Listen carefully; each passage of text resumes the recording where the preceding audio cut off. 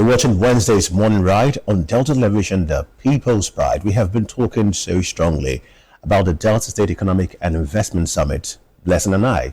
But it's time for us to talk to someone who is part of the government, the lawmaking section. Personally, she's so much into it, and she's done so much for herself even before she entered as a lawmaker. She's very known to be one who pushes for the girl child, very known for someone who does empowerment of people, not just the girl child. I even gathered that she's into urban housing, plannings, and different things. She is a barrister. She is one who represents Oshimili South constituency in the Delta State House of Assembly. Ladies and gentlemen, no other person but Honorable Barrister Bridget Anyafolu. Always a delight to have you right here on Morning Ride. My pleasure. Good morning, dear. Good morning, Ma. Thank you for joining us. Welcome. All right, Honorable Bridget Anyafolu, once again, thank you so much for joining us on Morning Ride. Now, the Delta State Economic and Investment Summit has attracted attention, national and international attention.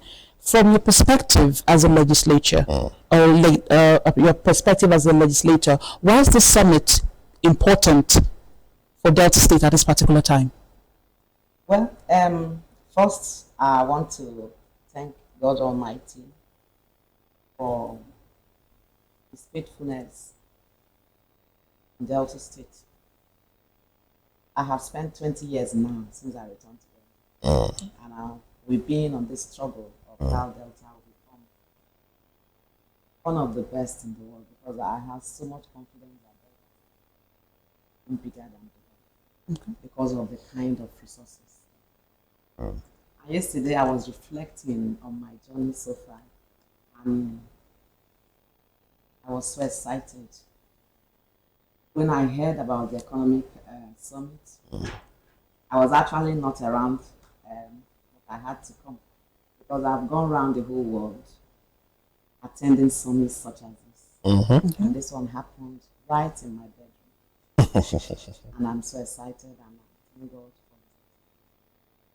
for where the Lord. It is about vision. It is about understanding the process of development. And that is the reason you have what we have today as well. And bringing people from far and near, around the world, to come to Delta State. His Excellency has sent the whole Delta State to the world. He has done the impossibility by letting the world know that Delta State is capable. That's what he has done. People don't just come for summits. That the number one citizen of the world, Dr. Okonjo Iweala, was in this summit. And my very good friend, Lumumba, also shows that Delta State is on the right path. And I've always told His Excellency, either by test or that he's doing well, because I'm a development person. I am a product of the civil society. So I tell you things as it is. Yes. I don't need to praise anybody because I need something from them. But His Excellency, the Executive Governor of Delta State, has done the impossible. And my worry, like Dr. Ngozi Okonjo-Iweala said, and for every other development expert will tell you, that the issue is about implementation, proper execution. Now you have proper planning, which he has done. I told them yesterday that it took 40 years for Dubai to start. But Delta State has a proper planning. We don't just jump into the market. And we talked about our budget, the Delta State budget, over $1 trillion. We talked about the fact that in not long ago, Delta State has been declared as number 6 in the whole of the 36 states plus Abuja, and is doing well. And then the issue of debt sustainability, Delta State is number 2. That is fiscal prudence. And we can go to the bank with it. That Delta State, with the position, the foundation that it has, will do very well. And that's that is why this summit has become very imperative. very imperative to the extent that at the national level, you can see that restructuring has taken place. Yeah. And the people do not understand that restructuring has taken place. They want it to be shown in a video. But the development experts know that restructuring has gradually taken place. And that's why you have the local government level have their money, the state level have their money, and I can also tell you that His Excellency has not kept his mouth shut. He has told the world that he has money. And at the point of this summit, he has $100 million raised. Risk. Yes. Yeah. That shows you a rock. When you say that the Lord is rock, I stand on the rock. Delta State stands on the rock. The foundation cannot be shaken. All right. And investors will come in because of what he has on the table. Barrister, Honorable Barrister, I think at this point we might end the interview because you've gone really into details. Yes, but then I know who you are. You talked about how you were into the civil society and you are still in civil society. Yeah, we nodded our heads. We agreed to that. In fact, I remember when you won that position, I heard people yelling. They were happy. They were excited about it, knowing that you are someone who fights for the ordinary people. Now, in that light, since you have been an advocate for the girl child, women empowerment, you fight for the ordinary people, how would this summit translate into the benefit of those ordinary people when it all is said and done? That woman selling okra at Ogogono market, that man trying to bring in goods from Onitsha, from the port, how would this translate into their own profit to make for a better state? After all, an empowered person is safe from any kind of abuse or molestation, so to speak. Exactly. Yeah. Yeah, that is the whole essence of the summit, and it is one of my fears, which lies in the hands of the people, that we must begin to interrogate issues right from the local government level, that the people will begin to demand accountability even at the local government. I thought about restructuring, so we are going to marry all of them. We are going to look at what is happening at the local level. The people, do they have information? The young people, what are they doing? Are they keying into the process?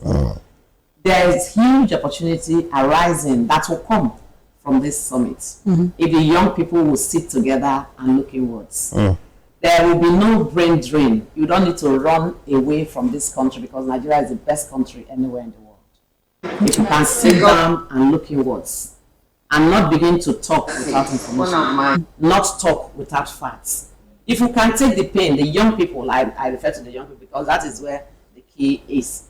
If the young people can sit down and look inwards, study the documents, study all the information that they have, and study the restructuring that is happening right now, and see the resources, the abundant resources that we have in Delta State, they will just patiently sit down and think about it. And work with people who understand development. And they will take pains because nothing comes easy. No good comes easy. If they do that, things will work. And for my people who are at the lowest level, they need to begin to understand now that they have the right to participate in governance right from the local level.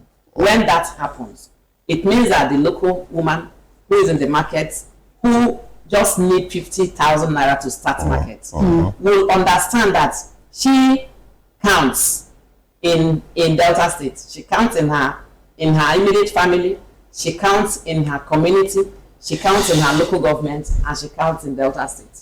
That even as she stayed in her small place in the market, that she has a right. And that she has a right to also demand accountability from the local government chairman, from myself, who is there representing them at the House of Assembly, and then we'll begin to sit down to see what opportunities are there, how can they key in, how can we build their capacity to understand better.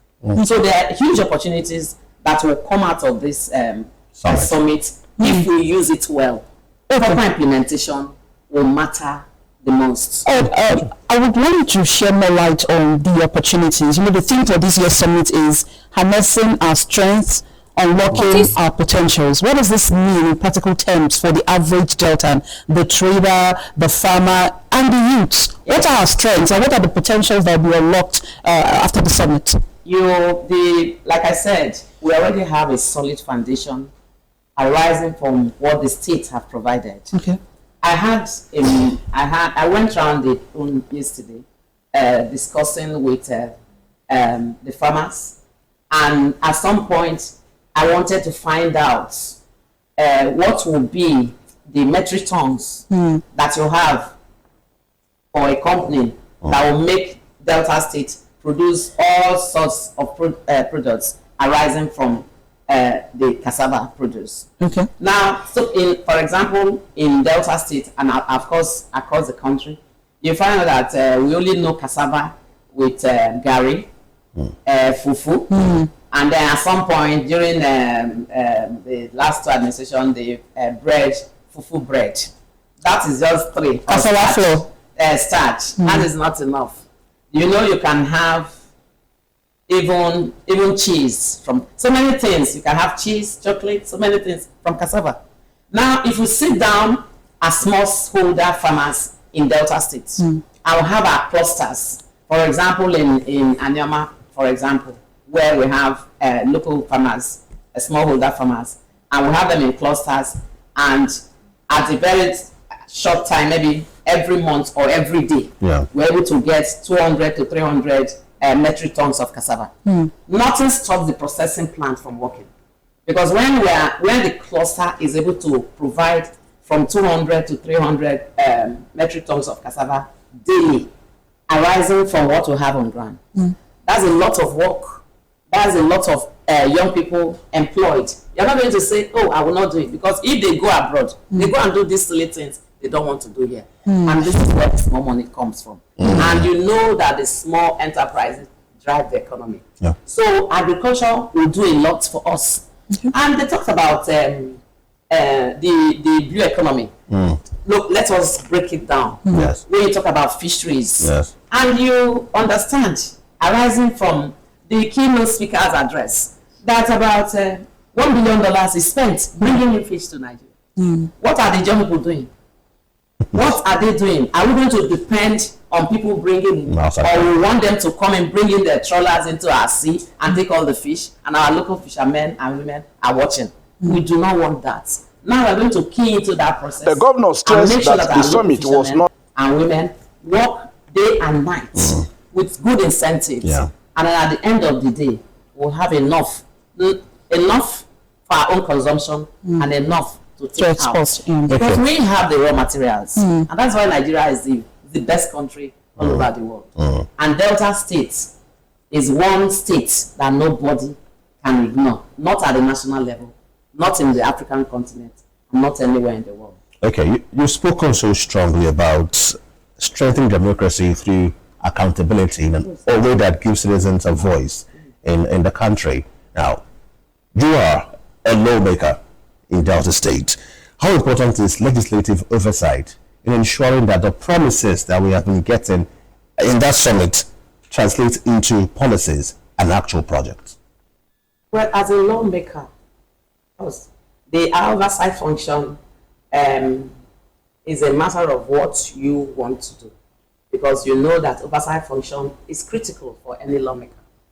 And then translating these laws, you know, is the implementation, the enforcement of the laws is not within the jurisdiction of the legislator. Okay. Do we have good laws? Yes. Do we have good policies in Delta State? I can tell you, free. We have good laws, we have good policies. All that matter to us right now is proper implementation, proper execution. And when that happens, I want to tell you here that Nigerians need change, but we are not ready for change. How? As we are now, we have good policies, we have the good laws. When proper implementation happens, so many people begin to shout, insult, and say all sorts of things. So we need to educate the public, the citizens. We must begin to sit down patiently to tolerate one another, understand the issues before us, and do proper implementation, ask the right questions, and we'll get the right answers. When we do that, patiently, tolerance is the key word. Let us not jump into it like people coming into a burial in anger and they say we want to exhume this body. And instead of you to exhume from the right place, you begin from the other side. That is what we are doing. So I'm begging the young people, because the ball is in their court as it is. Let us patiently sit down. Throw away ego, throw away pride, throw away arrogance, throw away everything. Let us come together and see how this country, Nigeria, starting from our local government, the states, Delta State, which will go around the country. And let it be said that everything about the better Nigeria started here in Delta. Okay. Before asking investors to bring their money into a state, government must first provide the enabling environment for businesses to thrive. In your assessment, what would you say the state government has done over the past 3 years to make Delta State a place for investment, a place that investors can come and do business easily? Well, I'm proudly Deltan, and I'm a very proud Nigerian. Delta State, I can tell you for free, is the only peaceful state in this country. If you are going to categorize them, Delta State is a very peaceful state. And the issues of business is in terms of figures. Bringing in the international business investors into Delta State, they don't just come. A lot of planning, a lot of visiting, a lot of consultation have happened behind the scene. And for people to move away from their country to say, oh, we want to visit, you are just seeing what has happened before now. So many things have happened. And the enabling environment, which of course is the critical role of government, not just for investors, but for citizens of the country and state where they are. The enabling environment for Delta State, for any investor, security is secured. Okay. All right. Now, earlier this year, you participated in conversations promoting tourism as an economic driver of the state. So I ask you, do you think that the state has fully harnessed its tourism potential as an investment destination, not just for tourism, but as an investment destination? You know, it's a gradual process. And like I said, the political will to carry on these projects that are very bankable, first is to identify whether there is a political will. Now, it is obvious, even to the people that do not even have any knowledge of development, that there is a political will on the part of government to make everything work. And bringing in the private sectors in development of a state or nation, that is how it works. Okay. Now you talk about Europe, you talk about America, you talk about anything. It is the private sector that is the driver. And the only role that the state or nation has to play is to make this enabling make it an enabling environment for them to thrive, which the state has done. So whether it's tourism, whether it's oil and gas, whether it's agriculture, whatever it is, it is important that we understand that the state government, which process is being driven by His Excellency, the Governor of Delta State, has the political will to change the narrative. Which of these forces would you describe as the most untapped?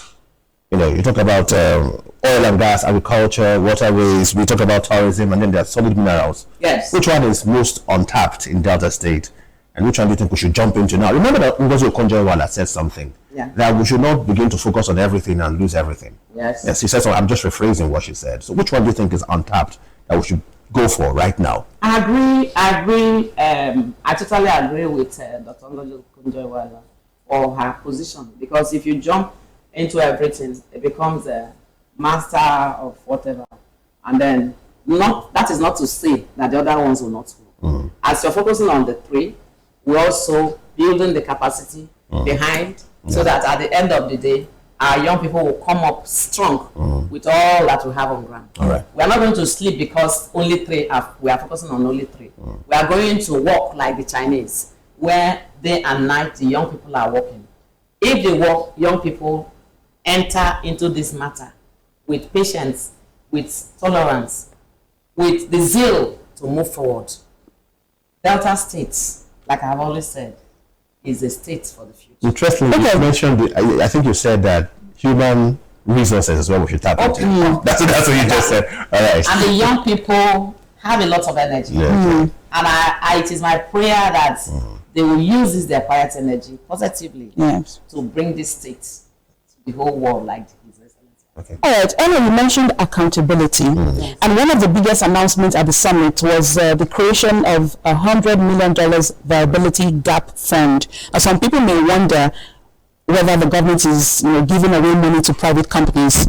Now, are you certain that this fund will be used responsibly and it will deliver value for the state? Also, how will the House of Assembly, how will they exercise their oversight responsibility to ensure that public funds that are committed under this initiative, they are transparent, they are accountable, and they achieve their intended purpose? Let's see, I love my governor. I'm not speaking as a politician. I am a development person. I don't hide it.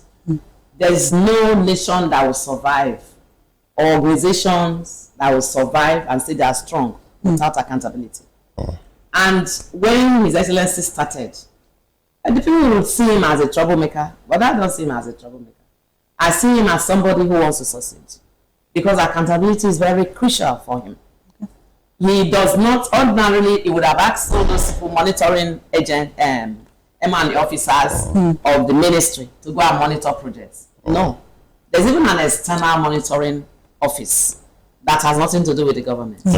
Outside these two, he also monitors. And then the role of the legislature is to make sure that monies are appropriated and that it is properly used. The governor will come back to the House of Assembly and say to them, this is what we have. Even when the legislature didn't know that this particular money was estimated, and in the end we had overflow, and that overflow is also returned to the State's House to come and say, this is what we have, but we already have a proposal for it. This is what we want to do. So at every given point, maybe because he was he also is a product of the legislation. That's why at every given point, he's always trying to give accountability, but it is the people that are not demanding accountability. He goes out to talk. So you're certain that this fund will be used properly? Certainly. How do we demand this and it's not the money that you will touch anyway. So how do you ask about accountability? That's how I would say a goodbye to you. Like for example, I go around my local government and I keep saying, from the one that I was going around to campaign, I didn't do campaign of come and vote me. I told them clearly that election begins with when you doing this campaign, and it does not end at the point of voting. You have to follow the person you have voted to the end to find out what the person is doing, know where the person's office is, ask questions. You should follow up that the risk. That is your accountability demand. Listen, you must demand. You have a job. Nobody comes to this or come to the office. It is your right to come to my office and say, what have you done? And I owe you a duty to say, this is what I've done. All right. And His Excellency is the one saying, this is what I have done. Many people do not even, for example, in my local government, out of about 67 roads sent from my local government, over 39 have been done. And almost into the 40s, construction going on in Oko Road. By the time the road is completed, we would have spent over 40 to 50 billion working on that road. But people are not asking questions. You're going to return. But for now, we'll say goodbye to you. We must demand accountability.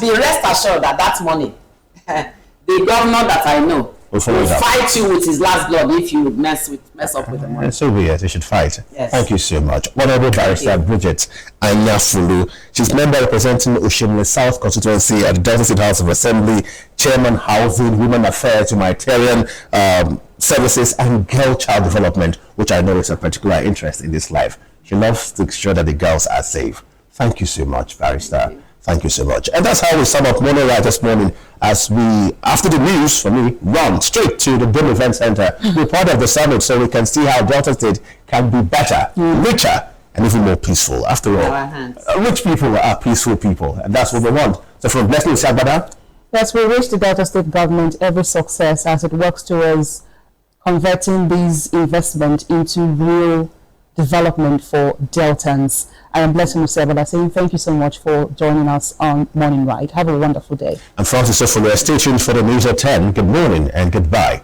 from Wednesday's Morning Ride.